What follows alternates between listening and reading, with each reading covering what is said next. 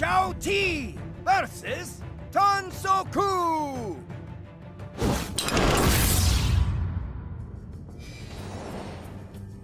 Hello everybody, welcome back to the HCT Summer Championship. I'm TJ, joined by That's Admirable. We're here in our tavern, which is apparently on top of a mountain in Los Angeles, but I'm excited nonetheless. There How are you mountains feeling? in Los Angeles. There's some hills. I feel like I'm in the mountains right now. Do you? I'm on top of the world. Why is that, Admirable? Because I'm at the Summer Champs right now, casting Tansoku versus XiaoT. And this is one I'm really excited about because XiaoT's lineup has been one of the big talks of the tournament so far. Yeah, it has. He's the only player bringing the Spiteful Summoner Druid, which was a very interesting meta call considering Token Druid and Taunt Druid are two of the decks that are driving the current metagame, one from the aggressive side and one from the control side. Yeah, and that's one of the reasons why I quite like it. You know, if you don't expect people to bring a bunch of aggro stuff and you expect them to bring anti-aggro, that pretty much means it's the best aggro deck in that spot. You know, a lot of players in this tournament went to that next level of thinking and targeted the players who they anticipated bringing anti-aggro lineups. And so because of that, the aggro lineups just ended up in a good position almost no matter how you sliced it. Yeah, that's right. And you can see they both ban away the Miracle Rogue. Of course, these control buster players, they're definitely on the road to banning that Miracle Rogue. Yeah, it's just a deck that punishes anything that doesn't want to be relentlessly aggressive against it. You know, Miracle Rogue, the damage pretty much sticks to your face the whole game. So if you're not relentlessly aggressive against it, it's a really tough matchup. All right, well, it's time to not waste any more time and introduce our players. First player coming off onto the stage. It's going to be from Japan. It's Tansoku. Tansoku in his interview said he believed he was the 16th most skilled player in this 16-player tournament. Rocking his shirt, too. All right, and his opponent from China, it's XiaoT. XiaoT. He's little T, but he doesn't look so little to me.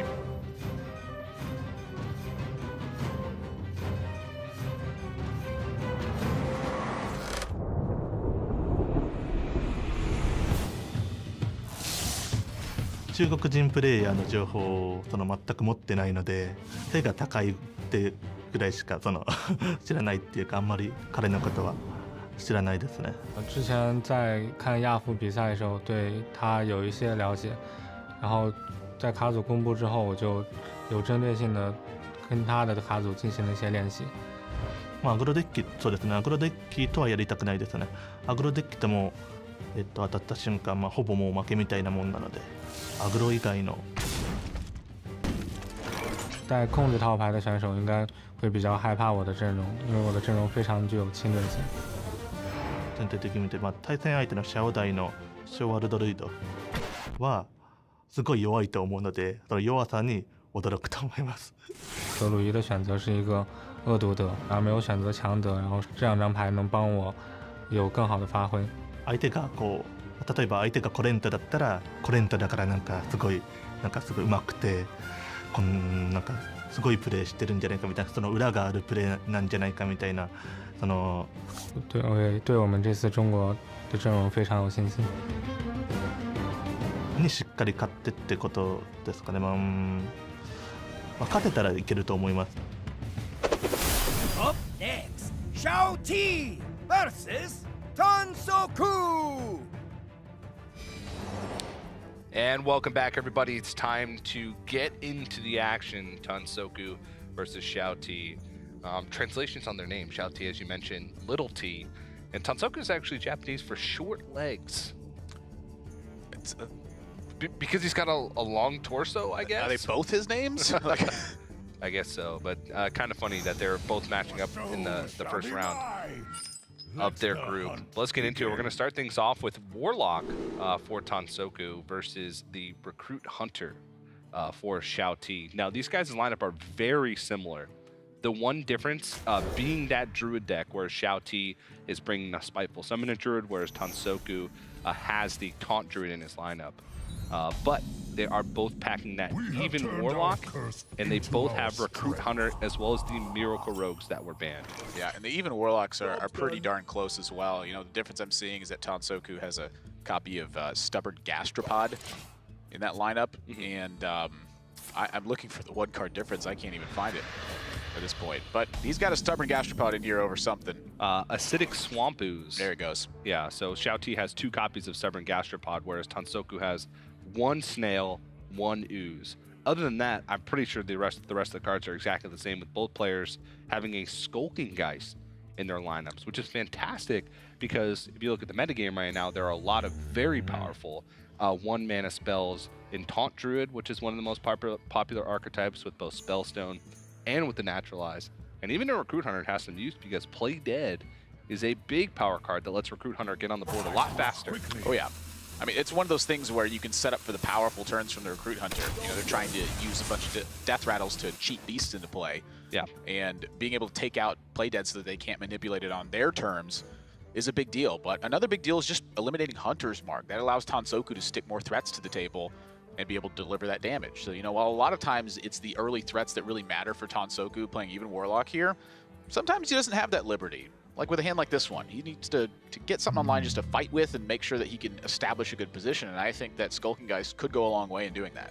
Yeah, and that's, you know, one of the big parts of this matchup is getting early pressure because Hunter is a very weak mid game, and I'm talking, I guess we can call it an early game. Turns like 3 through 5.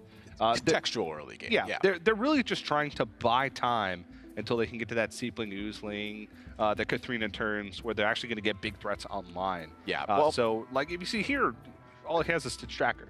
The other thing too is that XiaoT's actually drawn like one of the worst imaginable kinds of situations where you anticipate drawing some of your big beasts. That's going to happen. But he's drawn 2 Charged Devilsaurs and the King Crush. Like, that's basically all of the charge damage available in his deck. That's right. I mean, they fight, you know, on minion pressure still pretty reasonably. The problem with it is that XiaoT, he's looking to burst Tansoku out of the game fairly unexpectedly. And while Tansoku doesn't know this yet, that is just not a liberty for XiaoT this game. So he's going to have to find a way to get creative and try to apply pressure from a different angle because this is fighting more like an arena deck at this point. Yeah, the Witchwood Grizzlies are really the only beast that he has left in the deck for Katharina and the Seeping Oozling to pull. Sizable, you know, thing to get in the way of you know, maybe like a 7/4 like Charged Devilsaur, 8, you know, 4 King Crush or whatever. Being able to be protected from that. It's like a giant Tar Creeper at this point. It's kind of weird. You look at it, and you mentioned early game, like turns 3 through 5. And if you put that in scale of, you know, where the rest of his deck's going to sit, so, you know, he's playing the minion on turn 8, it's like a turn 3 minion, then you protect it on your turn 9, aka turn 4, with a giant Tar Creeper, aka Witchwood Grizzly. Really convoluted, but that's where he's working from. You're telling me.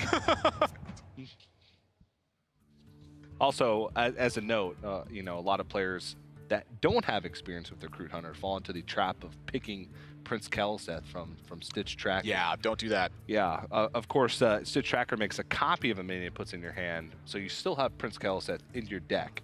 So the Prince Kel'Seth that you just pulled from Stitch Tracker is not active. Yeah, bit of anti-synergy, which is, you know, sometimes what you get with really powerful decks, but I think I've made that mistake 7 or 8 times before I finally realized, wait a minute, the Kel'Seth is just still in my deck. I couldn't figure out why it wasn't working. My minions aren't buffed. The game is bugged. No, your brain is bugged. So many possibilities. But I'm witnessing it happen. Shaw's a pretty big threat usually, though. You know, in this position, XiaoT is going to be able to get value from flanking strike here in a lot of situations. You know, I'm looking at this Hunter's Mark flanking strike turn and then using the flanking strike to take out this little 2/1 taunt guy, start connecting for some damage. And with the Seeping Oozling drawn, what that means is now Tansoku, if he can't handle the Shaw, that bad boy can charge too. Yep. And I think that XiaoT is probably going to be hoping for that Seeping Oozling to hit the Silver Vanguard. That way he has the chance to get Lich King from that Death Rattle. Or Katharina. Katharina's, I guess, has higher attack value than the Witchwood Grizzly, so that's more pressure. But the name of the game is pressure, so... Yeah, I mean, you're pretty much eyeing Lich King at this point. Seeping Oozling, of course, copies the Death Rattle of a random minion remaining in your deck. So the Silver Vanguard recruit an 8-cost minion. Katharina recruit a Beast. You're going to get something good with Seeping Oozling is what it boils down to. Yep.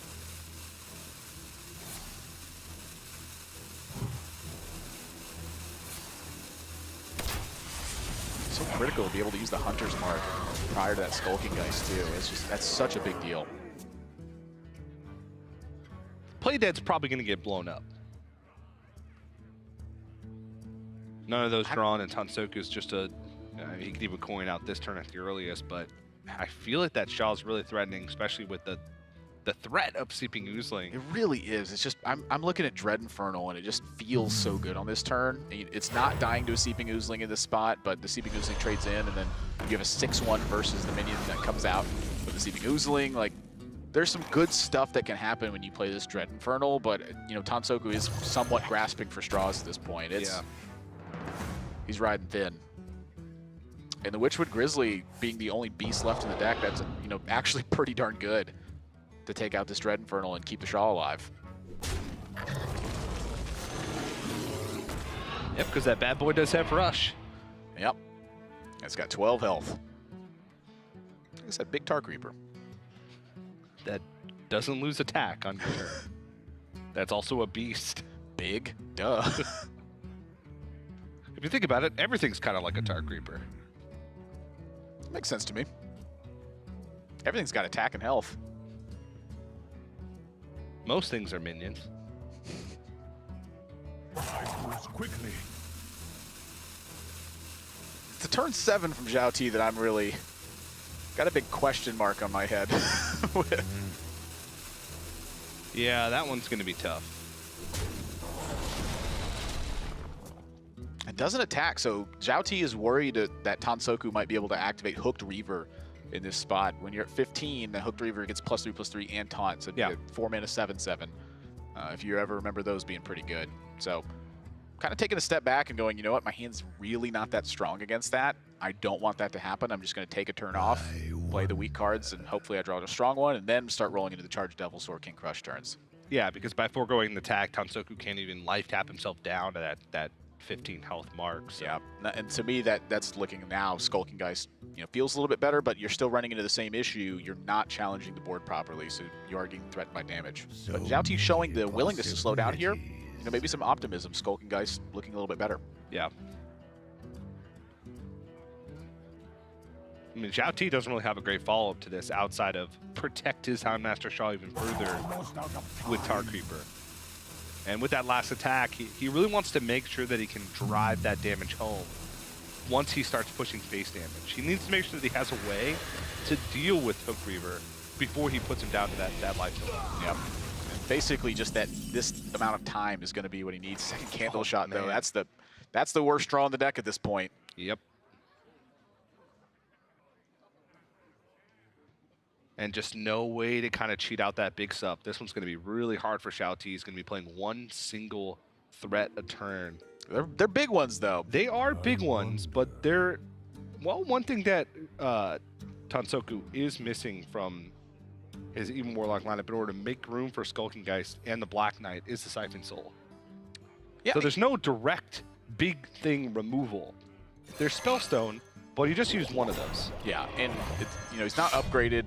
That's the thing. It's like, you know, this is like when good decks draw bad. You know, like both of them have drawn quite poor in the matchup thus far. Great show. Yeah, and what happens when they both draw quite poorly? Well, Tansoku's deck, I think, loses a lot of that power leverage when it draws this poorly because XiaoT's just free to get to this point where suddenly it's just back-to-back-to-back giant haymaker turns. You know, they're not crazy big, but they're still really big. Like, big minions are still just good cards. And so I think Tansoku is in a lot of trouble from this point. Yeah, he can play Hooked Reaver this turn, but Charged Devil Sword deals with it. XiaoT goes into the turn after with the same exact situation. He's just pushed 5 more damage. Yeah. And he's got King Crush to follow that up. So if Tansoku doesn't have an even further along follow-up answer to that, then he's going to die. Yeah, and to me, like, something really that's paramount to point out is just XiaoT's timing of the aggression, you know, where he stayed back for a turn. Yeah. And just, he had a weak turn, so he couldn't afford to take the risk of a big Hook Reaver that turn. And now he's full steam ahead at this point. This is about as good as his curve's going to get from here on out. Tansoku just grasping for anything he can get. A bit surprised to not see Hooked Reaver there, I'd say. I mean, I guess he knows that he's going to be able to play the following turn. I think the big question there was, what's his follow-up? Now Lich King drawn as well. I mean, I'm looking at Charge Devil Sword just simply because Tansoku has shown such a weak turn that I'm thinking pretty actively about Lich King. And the Charge Devil Sword on board, it just puts you in a situation where Lich King is like a non-factor against what you have. So it forces your opponent into a different line of play.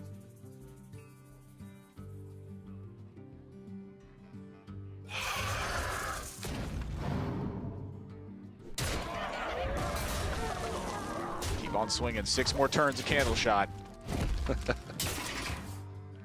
It's basically like Odd Hunter.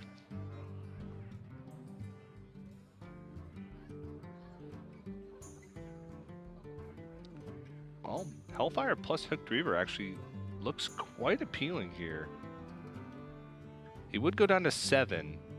Yeah, that's really the issue. Yeah, but he would upgrade his final Spellstone to be able to play that next turn to try and stabilize. He's just back in that spot where, you know, almost no matter what happens, we're going to see the repeat process from XiaoT's side. So, you know, from his perspective, it's where does that stumble take place and how can I take advantage of it?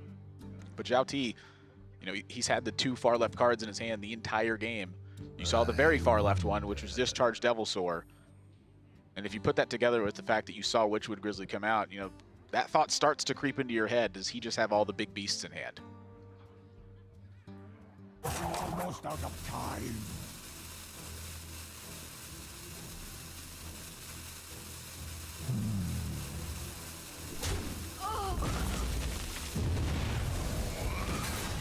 I think the big thing here is what other plays does he honestly have, right? It doesn't.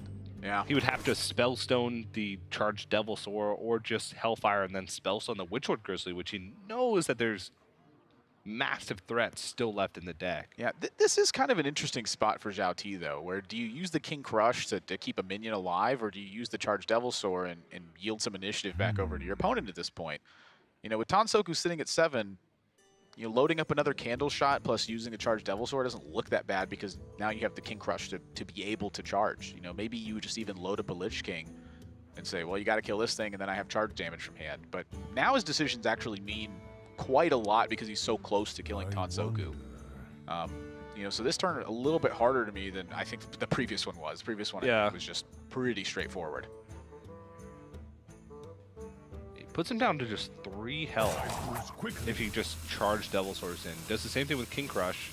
Slightly more mana efficient, but to be honest, that really doesn't matter with the way his hand pans out. I guess it does because you could fit in charge Devilsaur plus hero power next turn, and I think that's the big reason. It's not only that, but it's like it's the fact that you have this 1 health 8 power minion out. Your opponent can't just slam big stuff. Yeah, they need to spend 2 mana handling this this King Crush, and what that means is they're left with 7 mana afterwards. And so you cap them at 6 mana plays in a deck that only plays even cost cards. So this takes away so much of the counterplay that could even possibly be available for Tansoku. I wonder.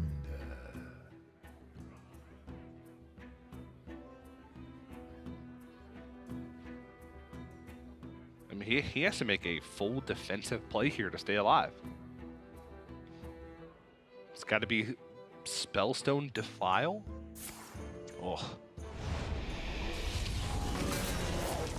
Just playing the use, just hoping it does something. Sure. There's nothing in the deck that it kills right now. Yeah. But now for Tansoku, this is basically like Bloodrigger Gul'dan or bust because XiaoT is going to be playing big stuff and dealing damage, whereas Tansoku is going to be playing big stuff and dealing damage to himself. Yeah, and that was second Spellstone that was used as well. So on XiaoT's side, the only thing that answers back on this Lich King is going to be the Black Knight. Yep. Or some combination of cards from Tansoku, you know. I don't think there's even a combination of cards. There's actually just no Argent Commander in his deck, so. Nope. Yeah, that's a big one that's missing from the build.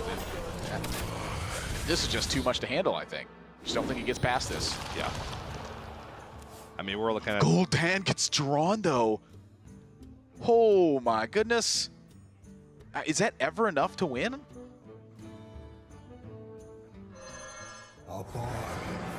How many Homunculus died? I think only one. Was it one or...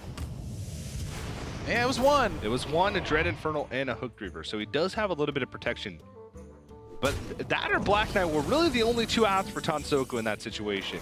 Blood River Gul'dan being the one that helps him over the course of the rest of the game, where Black Knight would be the one that swings the board right away. This was a very large change to the game, though, because, you know, Tansoku was basically just dead, and suddenly XiaoT, you know, he's used the King Crush. That's his second charge Devil Soar. There's not really many ways for him to deliver charge damage at this point. So he gets another Lich King card. That's the big hinging factor, because I don't think he connects again with this Lich King, and Tansoku's going to start restoring health. And Obliterate doesn't deal damage to your opponent. And the one thing about this Recruit Hunter is that it really just, besides the recruit effects, doesn't pack any damage from hand. Candle Shot is it. No kill commands, no Unleash the Hounds, none of that stuff. It's just good, clean, big stuff. So the Obliterate, I mean, still quite good in this situation. You know, XiaoT's got a lot of life to work with, and so now if he can just extend onto the board very aggressively, maybe he can deliver chip damage through this. Because there's a lot of removal missing from Tansoku. You know, Spellstones, Army fire of down. the Dead. Wow. There's still a Witchwood Grizzly left. There's a Witchwood Grizzly left, but there is no 8-cost minion. There is no other beast with which to summon. I mean, this is the last hurrah here for XiaoT now.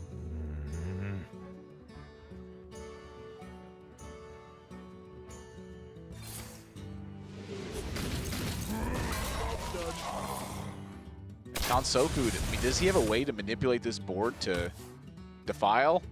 I mean, if there's a way, maybe Hellfire is the one that does it, but, you know, still staring down the Witchwood Grizzly. He doesn't have enough mana to Spellbreaker, Hellfire, Defile, Hero Power. Well, Hellfire is... Oh, Hellfire by itself plus Spellbreaker. Oh no, but then he'd be dead to the Hero Power because he'd have to Defile. Hellfire plus Spellbreaker plus Hero Power would be enough. Or plus Defile would be enough, but then he can't Hero Power. So this is going to bring out the Witchwood Grizzly. And then he's dead. He was just hoping that the Witchwood Grizzly... Oh, could he have Death Gripped first? And tried to steal the Witchwood Grizzly, maybe? Because if he steals the Witchwood Grizzly... Yeah. Wow. If he had stolen the Witchwood Grizzly, that would... I mean, he saw what was his chance to win. He just had one sequence error within that because he still could have hero powered even after Death Grip to keep himself alive. It's not necessarily a sequence error either. Tansoku could have been thinking, I hope this Witchwood Grizzly is in his hand, so then it I can doesn't spawn. Doomsayer. Then I can Doomsayer and buy back the initiative. I actually think that Tansoku took his highest % chance to win. I think that is the highest %. In that particular circumstance, if the Witchwood Grizzly's there, you don't get it. I mean, because you still have to Death Grip the Witchwood Grizzly as well. So yeah, I think he went for the higher percentage play there and just doesn't work out that time. Yeah, because if XiaoT follows up with just a bunch of small stuff, they're done. He's done. He has both, or 2 Hellfires are gone. A Defile's gone. He has no point in the game where he can stick a Geist or a Gen Greymane, which are the only 2 minions that he has left in his hand, and still win. So he was hoping just that one thing that he needed, which was Witchwood Grizzly being in the hand, was the case. So I actually do like the spot there at the end. I do too. Just, you know, sometimes you get beat. You know, again, it's 2 bad hands, one versus another. And I think that big charge beasts tend to beat, you know, just big stuff in general once it gets to that point.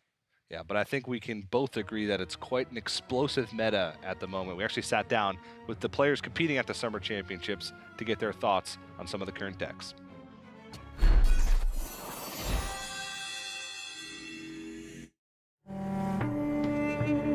大家好，我是来自中国的选手小 T。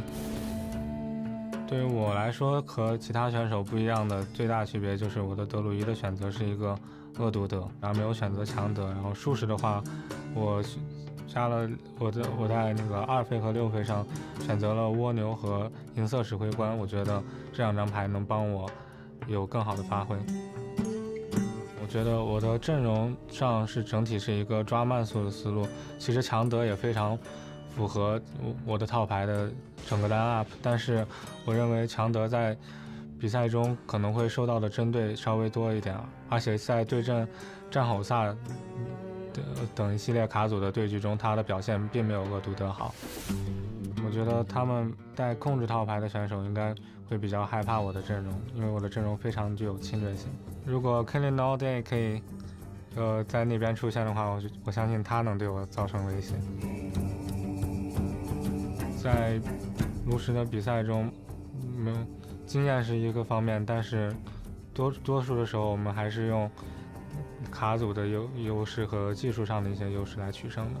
所以我们没有去针对任何一个地区的选手，我们就是带我们认为最强的套牌去来比赛。我对我们这次中国的阵容非常有信心。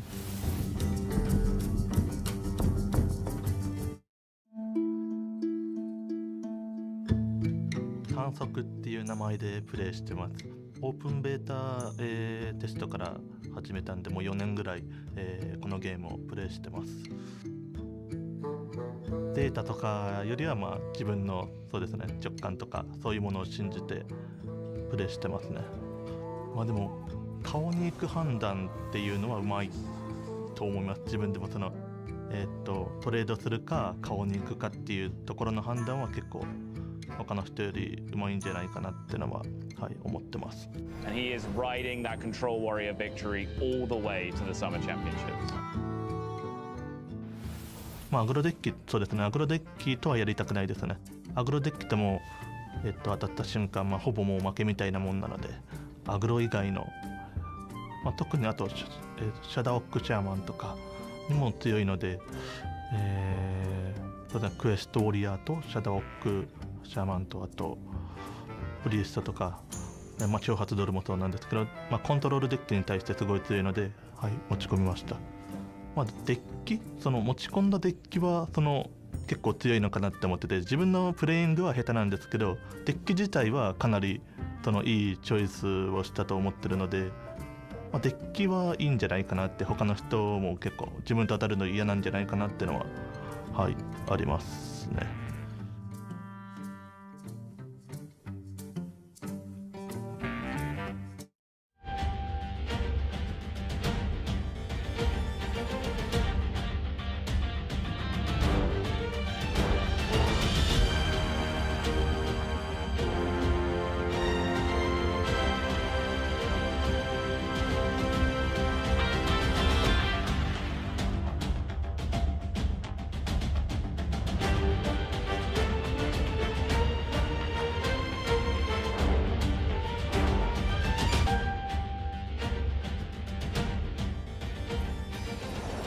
Hello everybody, welcome back to the HCT Summer Championship. I'm TJ, joined by That's Admirable. We're about to jump into game number 2 between XiaoT and Tansoku. And this one's pretty cool. These guys have quite a bit of accomplishments, Admirable, between the two of them. I'm looking mostly at Tansoku, who, as you saw in his video piece there, that he's been playing since open beta and hasn't really stopped competing since. He was one match away from Worlds in 2016, and even if you go further back in 2015, he was just a few matches away from the World Championship through the Japanese qualifier back when we had regional specific qualifiers. So, and if you go forward from that, in 2017, he actually got second at the 2017 Japan Major as well. A lot of second place kind of stuff sitting in Tansoku's resume, and that seems to be a common theme amongst players that we've talked about a lot on the Hearthstone Championship Tour, but are relatively unheard of in that circle of popularity thing. We tend to celebrate winners, but you need to pay attention to the players who constantly have those opportunities to win tournaments. Consistency is what's key, and I don't think anything spells consistency more than a turn 2 Prince Kelseth in a Spiteful Druid Admirable. It's as right as rain. Yeah. It's just gonna happen. He's just there. Yeah. He's always just there, but XiaoT hasn't been no slack either. I mean, he was top 4 of the Gold Series in League in Season 1, and he got second place at the Titan R Hearthstone Elite Invitational earlier this year. That's right. Yeah. China doesn't have a super big opportunities to travel internationally a lot of times. You know, the system for qualification is a little bit different than it is in the 3 major regions, and then you know, they have like their own thing going on. So that Titanard tournament, that was not an easy one, and then Gold Series is thousands of players that compete in those. It's very difficult to place high in one of those. Yeah, he's also the current points runner-up for China behind Lee, who's also in this tournament. That's right. So we have the top 2 point earners currently from China with XiaoT and Lee. So definitely a guy who's not short on achievements. And you can see some of the key cards in XiaoT's Spiteful Druid. Skulking Geist made its way into the list because of, as we talked about, Taunt Druid, Recruit Hunter, both decks that are punished by Spiteful Druid, even more so with Skulking Geist. And Void Ripper, Nathan. TJ has his hands on his hips, and he's bounced up and down. He's a Void Ripper. That is a sassy card. You look like an upset dad right now. I am. That's just my perpetual state now, Admirable. You just got to get used to it. Void Ripper, really cool inclusion. Got a lot of uses. One of them, of course, obviously, being Doomsayer. Second one, flipping those Crypt Lords. Woo. I was thinking the Ultra Source. Flipping the Ultra Swords as well. But Crypt Lord can stick on a board and get pretty massive. But also just turning your plan into a more aggressive plan. A lot of times, Spiteful Druid, especially in the early turns, they play minions that have more health and attack. And sometimes you suffer to Doomsayer. You know, if you Exactly. play Keleseth and your opponent plays a Doomsayer, you do lose a pretty significant amount of tempo a lot of times. And Void Ripper can really change it around. Not only that, it busts some taunts at times. They're too big for you. It just has a lot of weird, cool interactions that I don't typically see on many cards at all. And look at what it's trying to target, right? Taunt Druid is the big one that XiaoT is after. You look at what a board looks like after Taunt Druid has kind of gone in. It's a lot of 4 attack, very large health minions. So if you can push through Primordial Drakes and Sleepy Dragons by flipping their health to 4, you're in a much better spot in those matchups. So you can tell how his techs come together to make the matchups across the field good. And that's a reason why Sottle and Ferdinand both picked XiaoT to win the whole thing, because they loved the Spiteful Druid spot in the current meta. Yeah, I totally agree too. I think it's just in a fantastic spot. You know, if you paid pretty close attention to playoffs, this deck was everywhere. And Spiteful Summoner, you know, it's such a powerful card that the mana cost actually got changed to 7 mana from 6 mana. Yeah. And a lot of players, you know, when they see those kinds of changes, they're like, that's enough to tick the deck off of its tier 1 spot. And, you know, for Cube and Possessed Lackey, that was kind of the case. But I think that the Dark Pact change from 8 health to 4 health was the bigger one there. For Spiteful Summoner, it is a turn slower, but it is pretty much the exact same card. Yeah. Now, this matchup could be a little tougher, because one thing that Spiteful Druid does suffer with is coming back onto a board that they've lost. And one thing that even Warlock is very good at is getting out huge early threats. Oh, yeah. And so that mixture makes this matchup kind of tough if you hit that early game Twilight Drake, you hit that early game Mountain Giant from the perspective of the Warlock. They also have a ton of removal that can deal with wide board states to protect their big minions early on in the game, talking to File, Hellfire. So this is not, I think, the matchup that XiaoT was gunning for with this deck specifically, or you know, his strategy in general. You know, a big one to look at is just how strong Mountain Giant is, and even Warlock as well. I mean, that is like the premier threat when you're talking about the deck, and it happening early on a lot of times just spells death for your opponent. It's just so much stuff happening on a 4-mana card or a 3-mana card sometimes that it's just not really a strong recovery situation. So XiaoT just fighting from behind here. You know, now you're looking at him needing to draw his big powerful cards. I'm thinking exactly Spiteful Summoner, Grand Architect. You know, either one of those 2 cards rolls off the top, and I think that XiaoT's in a totally fine spot in this game. Yeah, I think Archivist is probably the one that's a little bit bigger, just because his hand is quite empty right now. Yeah, well, there's also just a second Mountain Giant, so you know that is something to say about it as well. Yep. And Albert Taunt to protect that 6-1 that's almost impossible to get to. Well, you could turn that into a 1/6. You could turn it into a 1/6. That is correct. You could trade and turn that Giant into a 4/8. He can shrink some of this power down. And honestly, right now, that's not that bad of a plan, because he just needs to buy enough time to find a Giant Impact card. That's the way he's going to win. I don't know if I'd rather have an 8-4 or a 4-8 on board at this stage, because that 4 is just going to chew through all your minions. It's going to buy you some time, And while he's chewing through my minions, that mind control tech's going to open up. Bam! Steal it away. It's genius. I can't argue with it. That's the way you win. That's the way you win. Yeah. That's all I'm going to say. Forever. While we're kind of on this stalemate board, I actually do have a pretty cool story. I think you were there. Oh, I was there. You know what story I'm I already know.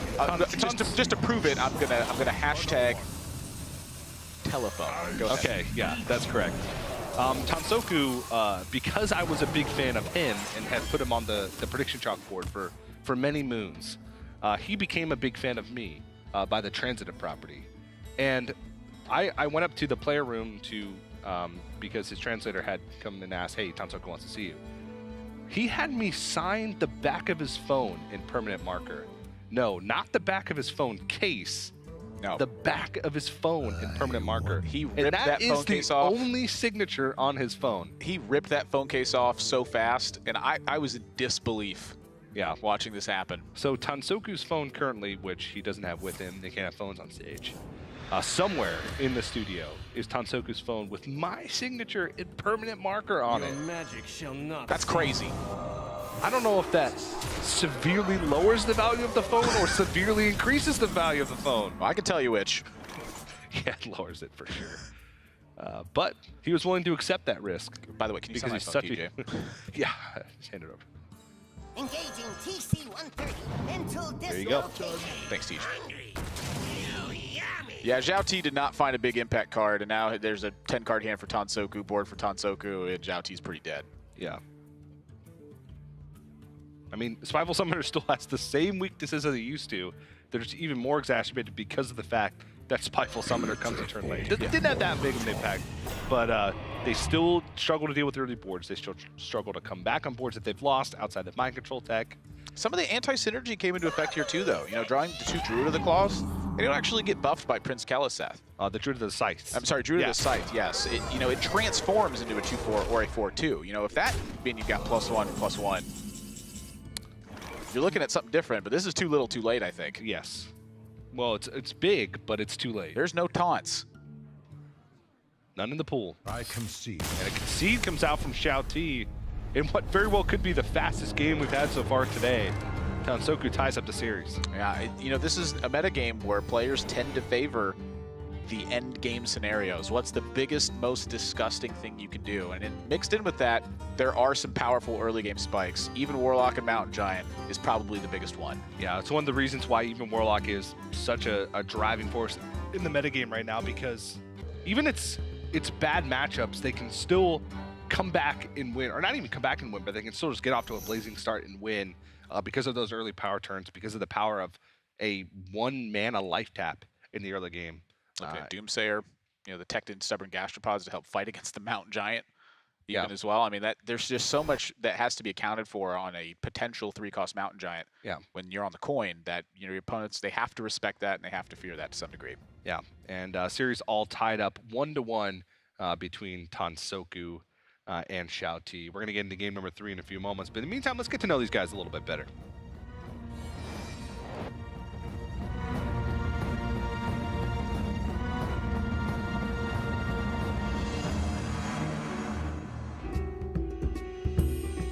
炉石传说给我的生活带来了很多快乐，也为我生活带来了一大群好朋友，所以我很享受打炉石的这个过程，包括比赛的过程。在以前上高中的时候会比较沉迷别的卡牌游戏，还有数学的学习，它很好的锻炼了我的思维能力，所以在打牌的时候我会在逻辑上面可能会表现得更好一些。家人和我的队友们给我很多的帮助，所以这次来比赛希望能给他们一份满意的答卷。我觉得这并不算是一个特别大的优势吧，因为比赛还是从用实力和卡组来说话的。他们之前在 HCT 的表现已经非常出色了，我希望自己代表中国出战能做得更好。超级联赛对我的帮助应该比较小吧，因为那个时候感觉自己的打法和一些想法都不是很成熟。我觉得这3个月来我成长了很多。在超级联赛中，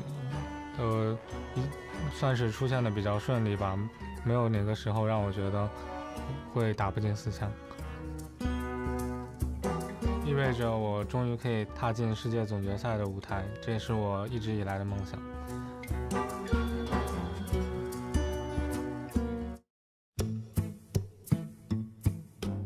ツンさんっていう日本のプレイヤーの人とかが、世界大会で活躍してるのを見て、自分も大きな大会に出たいなって思ったのは覚えてますね。And he is riding that Control Warrior victory all the way to the Summer Championships. Another Japanese player qualifying for the Summer Championship, and he's going to Los Angeles. Look at it, it's beautiful, and Tansoku is going to be able to experience all of that. 今回チームメンバー1人じゃなくてフレンドの日本人のフレンドの人と、一緒に調整しました。で、初めてこういう練習の仕方でやったので、それがうまくいったのかなっていうのはあると思います。名前の由来とかでもいいんですかね。足が短いから短足だみたいな、スポーツ観戦とかですね、サッカーとか野球とかあと相撲とかそういうのを競技的なスポーツを見るのがすごい好きですね。結構人生がもう変わるレベルの出来事だと思いますね。賞金もそうですけど年末の世界大会に出れるのでやっぱり夢があると思います。負けてもいいやって思ってますね。負けても自分になんか期待しなければ緊張しないと思うので、そうですね、負けてもいいやっていう感じでプレーしてますね。そうですね、神社にお参り行ったんで多分勝てると思います。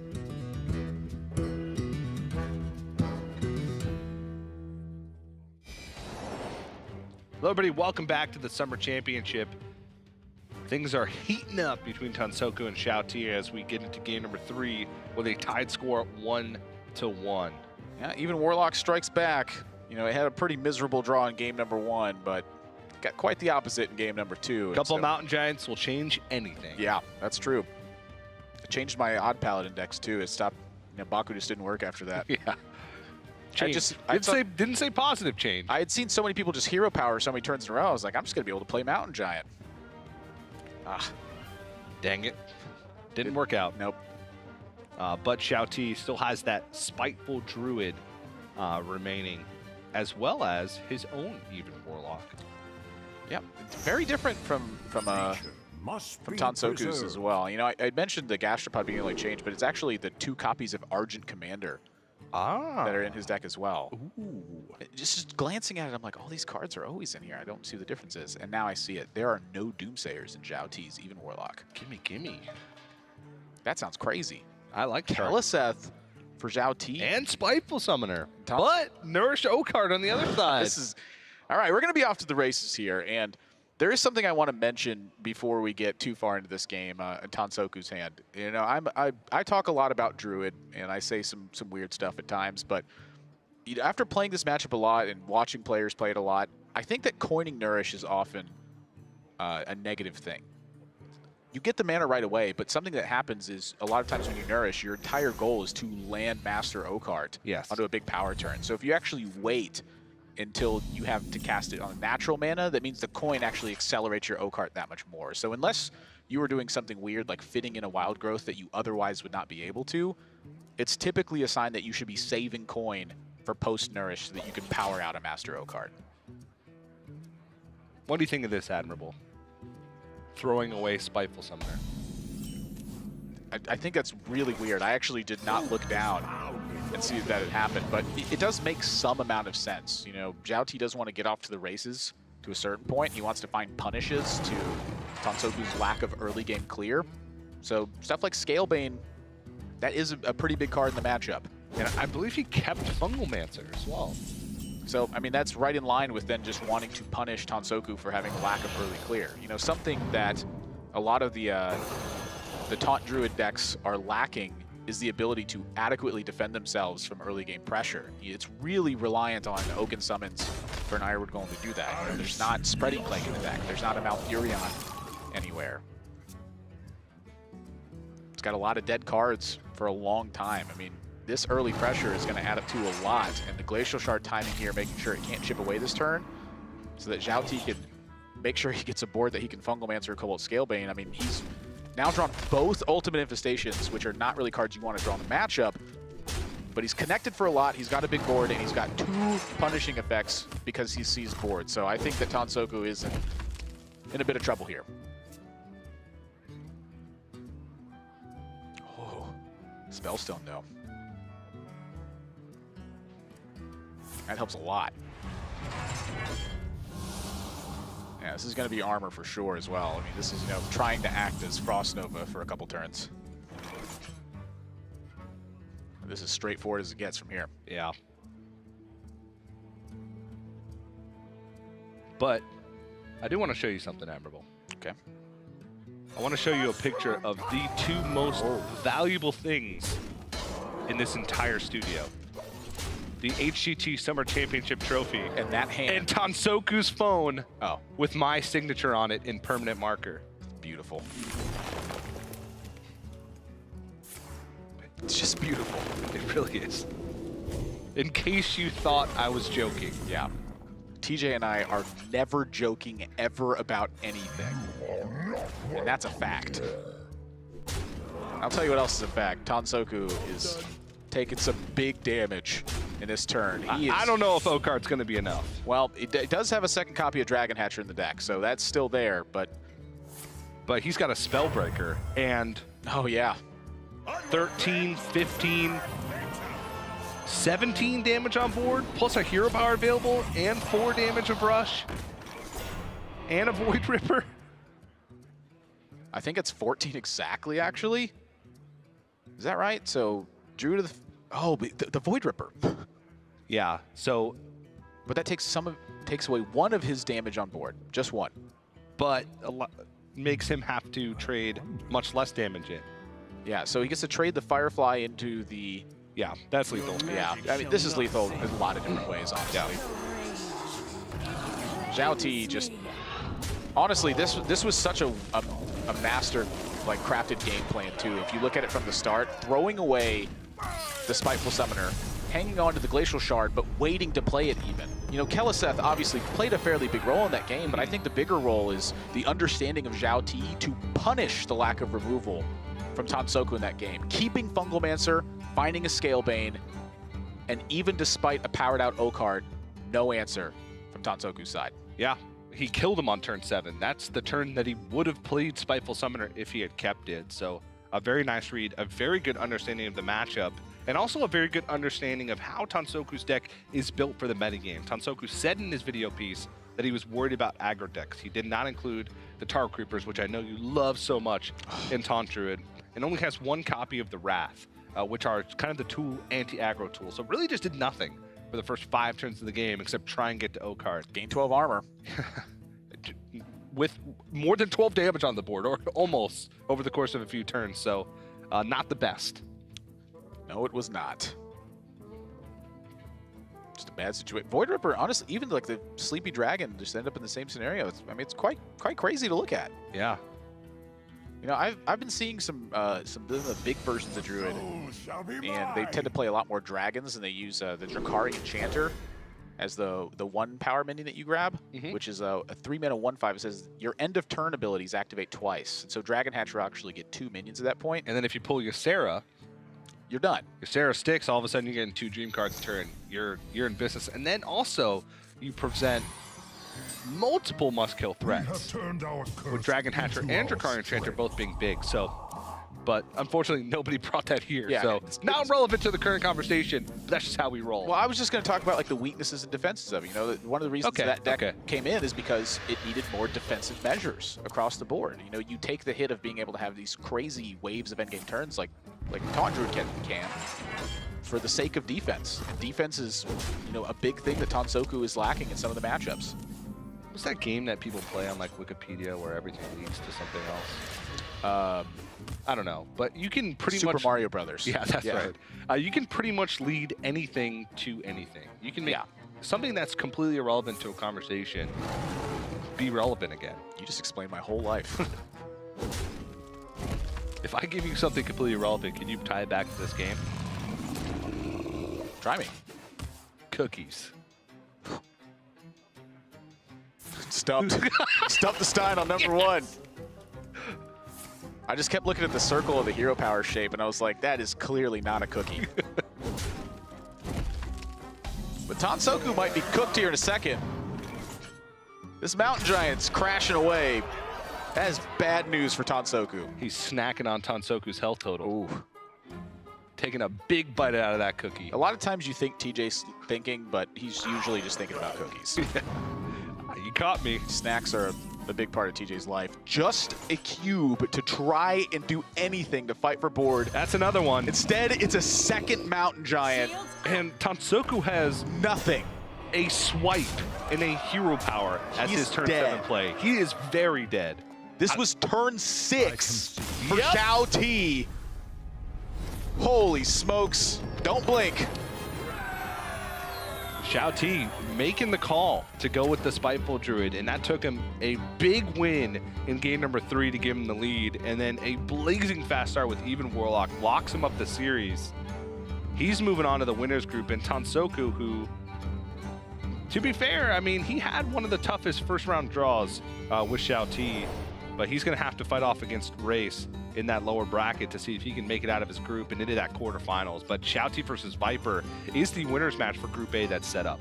Yep, 2 picks moving through that top portion of the bracket. I mean, building a tournament lineup is a tremendous task, and I think that these two definitely got the better ends of it in their group. Yeah, that's right. Well, it looks like we do have Cora standing by on stage with some words with our winner. I'm joined by our winner. It is XiaoT here, the victor of his match versus Tansoku. A couple of very fast games there in the last few, but very, very well played. First off, congratulations. How are you feeling now after winning your first series of the tournament? 首先，非常恭喜你，在这次世锦赛夏季赛中首战告捷。然后想问问你现在的心情如何？拿下第一场胜利非常激动，然后准备的比较充分，所以这次打得还不错，感觉。I was like more than thrilled to secure the first win in the tournament, and I've been preparing for this for such a long time. I'm very, very hyped now. Well, I know all the casters certainly aren't surprised to see this with your win here. We have a couple of them who have actually put your name as the player that they are thinking is potentially going to take it all here. But how are you feeling coming into this matchup versus Tansoku? Were you worried or were you pretty confident? 就是这次世锦赛中有很多选手都觉得你非常强，很有可能获得这次的冠军。那么在刚才对阵Tansoku的过程当中，你是就是怎么样一个想法？你觉得你的对手如何？我觉得我的对手实力也非常的强，然后我们的卡组其实算是一个军事，然后我的运气这次稍微好一点。I think Tansoku is a very powerful player. He's definitely an intimidating opponent for me. And our lineups are pretty much similar. And I thought I was just a little bit luckier. Well, you know what? That's Hearthstone for you sometimes, but very well played on both sides. We cannot for a second doubt the skill that was shown here in this series. But the final question I do want to ask, I was told that you have a little Hearthstone club called Ice Cola. Would you maybe tell me a little bit about that? 就是高尔听说就是你加入了一个叫冰可乐的战队，那我们很感兴趣，能不能跟我们聊聊冰可乐战队呢？是的，我在1年前就加入了冰可乐战队，然后我们是一个很多朋友在一起，然后就组建起来了一支队伍，然后我们彼此非常的熟悉，然后在比赛的时候会互相帮助。I joined Team Ice Cola like 1 year ago, and I met like a bunch of good friends there, and they helped me a lot, like practicing and also preparing for this tournament. So I'm very grateful to them. Awesome. Well, shout out to Team Ice Cola. Certainly, all of the hard work has paid off as XiaoT is the winner of his first match of this tournament. But we've still got a couple more matches to go today, and I believe we are actually going to have his winner's match up against Viper as our second to last match of the day. So let's go ahead and send it back over to That's Tej Merbrel on the desk, and we'll get into our next match of the day. Thanks very much, Cora. XiaoT, of course, translates to little t. You can see why they call